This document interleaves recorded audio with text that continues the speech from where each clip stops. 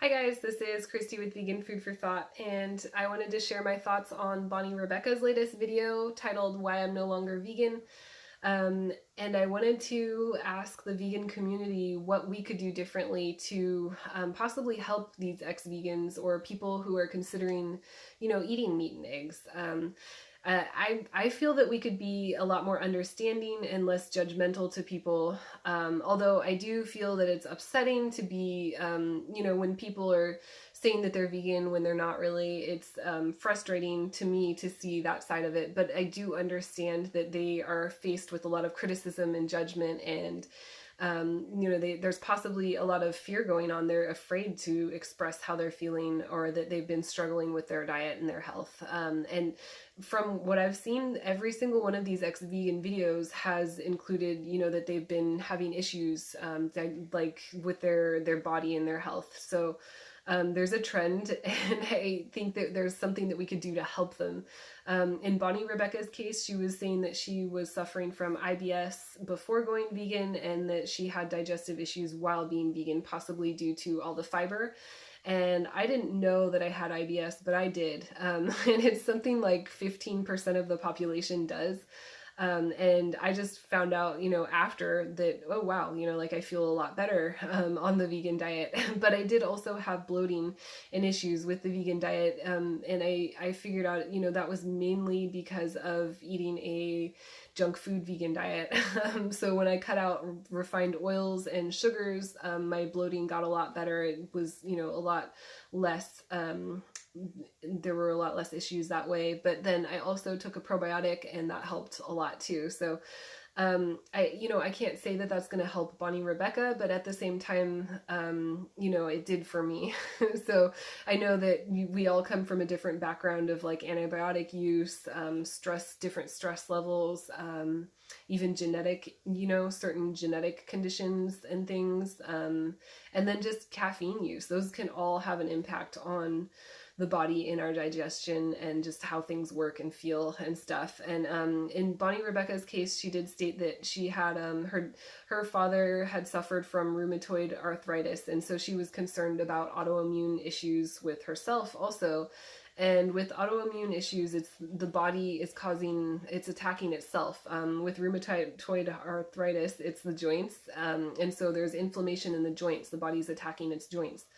And so with the vegan diet, fruits and veggies, there are a lot of antioxidants that help with that, and also anti-inflammatory foods like turmeric and ginger and stuff. Those can be really great. I've been eating a lot of ginger lately because it's on sale. I just buy like a pound at a time and go through that, and I freeze it and keep it in my freezer if I get too much of it, if I can't go through all of it. But that stuff's great for inflammation. But here's the other thing: is I'm not a medical professional, and I'm not going to give medical advice. But I have seen I've seen naturopaths before, and I know that she mentioned that, the naturopaths or the doctors that she had been seeing were recommending her to eat eggs and meat. And I've never once had a doctor or a naturopath tell me that I needed to do that. But I also, when I go into those people, when I see those professionals, I go in there saying I'm a vegan. I don't go in there saying, hey, I'm vegan, I think I should or shouldn't be, or, I don't like say maybe I shouldn't be vegan, or I don't know. It depends on how you go in there, but you can find professionals who are vegan that can give advice. I know Goji Man online is really good at like healing digestive issues.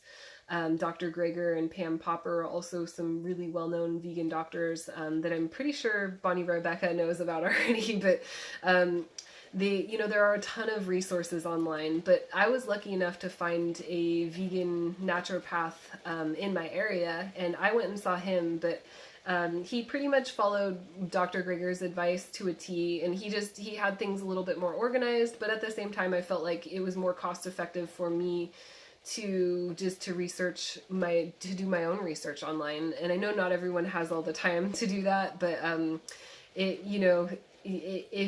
you do have the money and the time, it would be really great to go and to find a vegan professional who can give advice, instead of just seeking out doctors that are, possibly not giving the best advice. Because I know we are all dealing with different backgrounds and health issues, but at the same time, an egg still does have a lot of cholesterol, and so does, like meat and eggs and fish and dairy. All of those things are not like helpful to our health.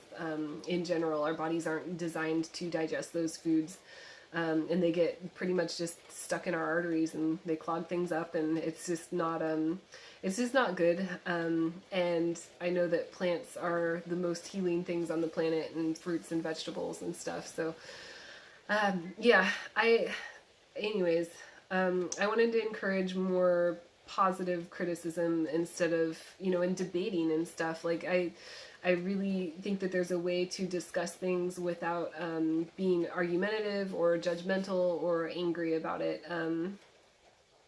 But I don't know for sure. I I know that there are a lot of YouTubers that are just kind of afraid to discuss their feelings. And I even personally know of a YouTuber who is saying they're vegan when they're not, just to get more views, and then off camera they're eating whatever they want. But I still consider that something positive to the vegan movement. I still think that that helps get that message out there that much more. And I personally don't care if someone's vegan for their health, for the animals, or for the planet, or just maybe for weight loss. Somebody could be vegan for one of those reasons or for all of those reasons, and it still is a positive thing. It still gets that message out there, to their friends, to their family, or to whoever.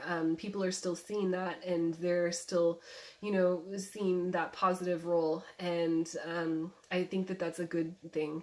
So I'm doing my best to not be upset about all these, ex-vegans and things, because realistically, there are a lot more people that are becoming vegan than anything right now. So I'm not too concerned about, like losing one vegan here or there. But at the same time, I would like to encourage, more criticisms or more debate and more discussion just on health in general in the vegan community, so that we can come up with like positive solutions and things instead of just insults for people.